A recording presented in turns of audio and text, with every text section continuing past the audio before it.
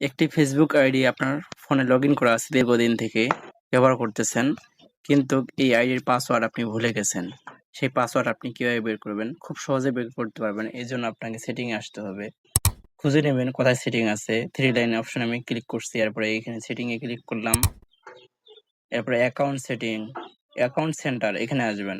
আপনি খুঁজে নিবেন যে কোথায় সেটিং অপশনটি আছে আর অ্যাকাউন্ট সেন্টার লেখা আছে। প্রথমেই থাকে এই অপশনটি, এখানে ক্লিক করবেন। এখানে আসার পরে পাসওয়ার্ড অ্যান্ড সিকিউরিটি এখানে ক্লিক করবেন।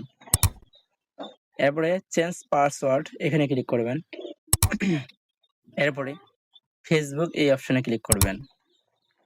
এখানে নতুন একটি পাসওয়ার্ড দিতে বলতেছে, যেহেতু আমাদের আগের পাসওয়ার্ড মনে নেই, এই জন্য আমরা ফরগেট ইউর পাসওয়ার্ড, আমরা পাসওয়ার্ড ভুলে গেছি, এই জন্য এখানে ক্লিক করব।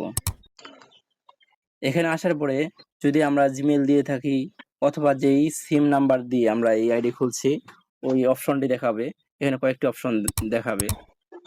তো আপনার যে সিম দিয়ে অথবা যে জিমেল দিয়ে খুলছেন সেই অপশনটি আপনি সিলেক্ট করে নেবেন।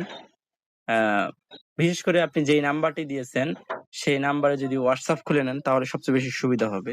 যেহেতু আমার ওই নাম্বারে হোয়াটসঅ্যাপ খোলা আছে, আমি ওই হোয়াটসঅ্যাপে ক্লিক করলাম। এবারে কন্টিনিউ এখানে ক্লিক করব। আমরা যে হোয়াটসঅ্যাপ নাম্বারটি দিয়েছি সেখানে অবশ্যই একটি এসএমএস গেছে। দেখেন আমার এখানে এসএমএস চলে আসছে। আমি এসএমএসটি কপি করে নিচ্ছি।